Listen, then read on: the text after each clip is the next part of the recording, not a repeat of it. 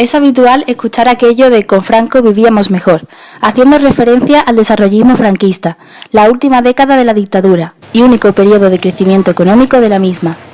Esto es solo un pequeño guiño del franquismo sociológico que permanece en nuestra sociedad y en nuestras instituciones. Se trata de todas aquellas costumbres, instituciones, leyes, políticas o personajes públicos que se filtraron en la democracia a través de la transición.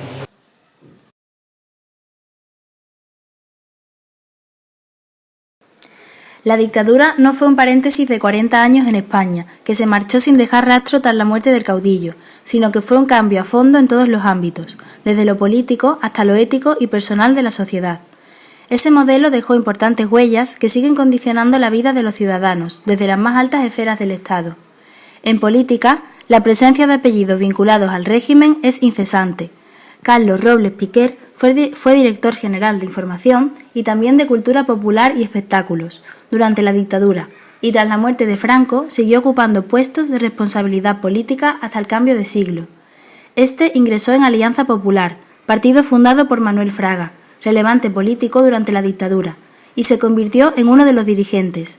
Este partido político, fundado ya en democracia, quedó, por lo tanto, en manos de líderes y exministros franquistas.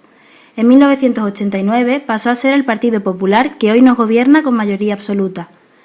Por otra parte, Jaime Mayor Oreja es sobrino de Marcelino Oreja Aguirre, que pertenecía al Gabinete de Ministerio de Asuntos Exteriores durante el franquismo, y después fue nombrado ministro de Asuntos Exteriores con Adolfo Suárez. Jaime fue ministro de Interior, diputado en el Congreso y eurodiputado, entre otros cargos. También Álvaro Lapuerta, el polémico extesorero del PP, nombrado por Aznar, había ocupado cargos de responsabilidad en la dictadura. Fue procurador de las Cortes franquistas. Precisamente José María Aznar también tiene familiares vinculados al franquismo. Su abuelo, Manuel Aznar Zubigaray, y su padre, Manuel Aznar Acedo, eran importantes colaboradores de Franco en el ámbito periodístico. José Bono, expresidente del Congreso de los Diputados durante el mandato socialista, durante la dictadura fue mando de la Guardia de Franco, la organización falangista que salvaguardaba las esencias del régimen. Josep Piqué, exministro de Asuntos Exteriores, es hijo de Josep Piqué, último alcalde franquista de Villanueva y Geltrú.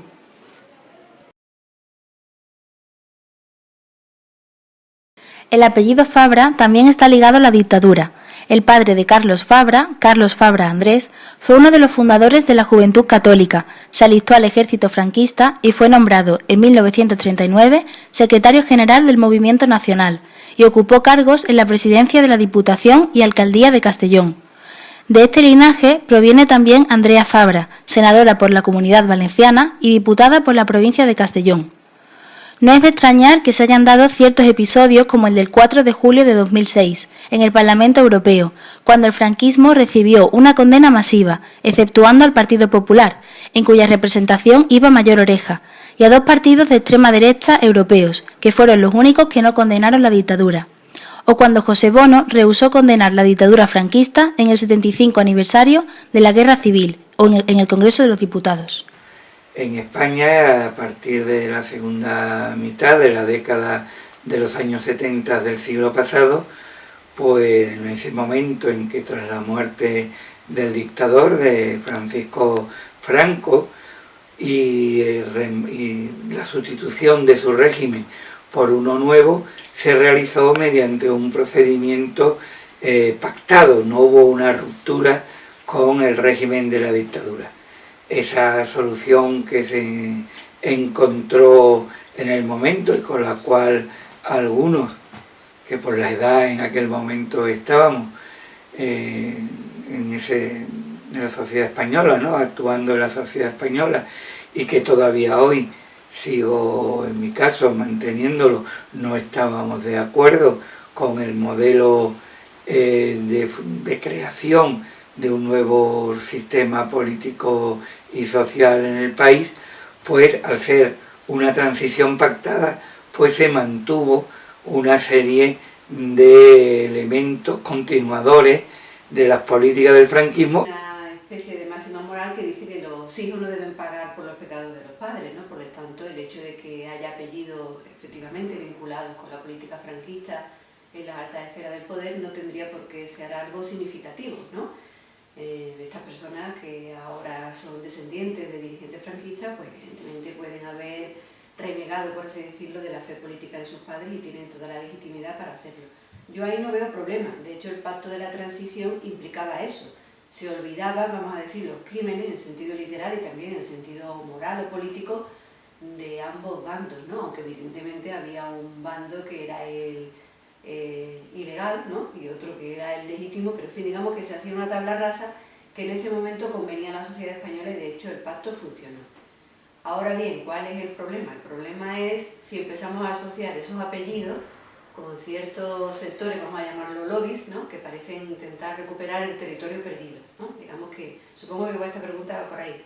Tenemos la impresión, algunos ciudadanos, de que hay sectores de la política, de la ideología española, que ahora ven la ocasión de recuperar el territorio perdido. Claro, en ese caso podríamos llegar a tener la impresión de que nos equivocamos cuando les concedimos ese derecho a no juzgarlos por los crímenes de sus padres o de sus abuelos, ¿no? En fin, espero que eso sea también una impresión un poco, vamos a decir, motivada, ¿no? Por el fragor ahora mismo de la batalla política y del desastre económico, y esperemos que las aguas vuelvan a su cauce también.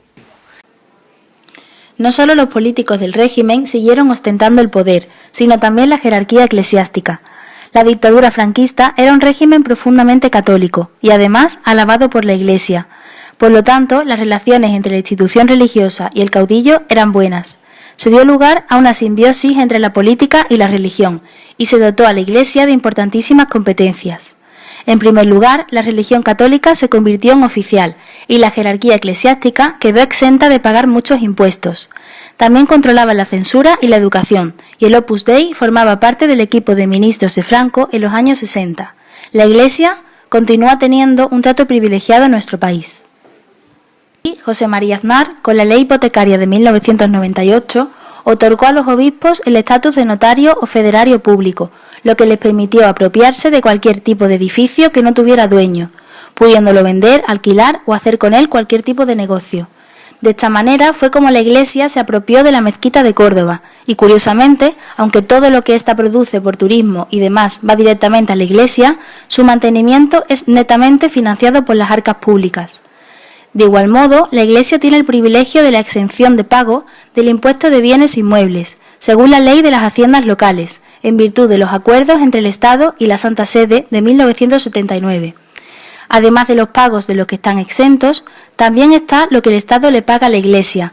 Esta recibe dinero para la conservación de su patrimonio y para la subvención de actos religiosos. La última visita del Papa nos costó a todos los españoles 50 millones de euros.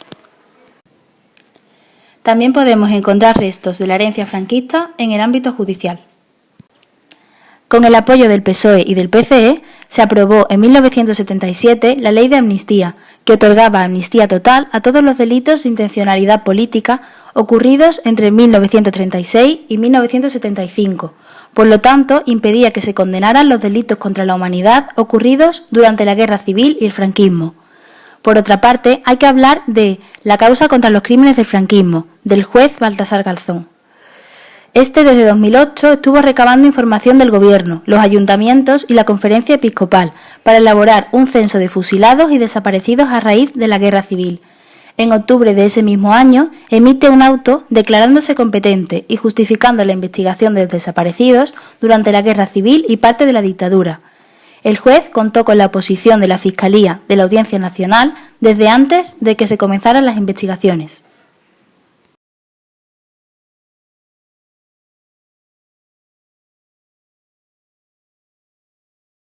La Fiscalía de la Audiencia Nacional interpuso recurso de apelación ante el Pleno de la Sala de lo Penal de la Audiencia, que finalmente declaró la incompetencia de Garzón. En 2009 llegaron las querellas de Manos Limpias y Falange Española de la JONS por prevaricación y fueron admitidas a trámite por el Tribunal Supremo. En abril de 2010, Garzón respondió con un recurso, acusando a Varela de estar siendo parcial en el procedimiento. Sin embargo, no se admitió. En mayo del mismo año, el Consejo General del Poder Judicial decidió unánimemente suspender al juez en sus funciones. A la justicia española.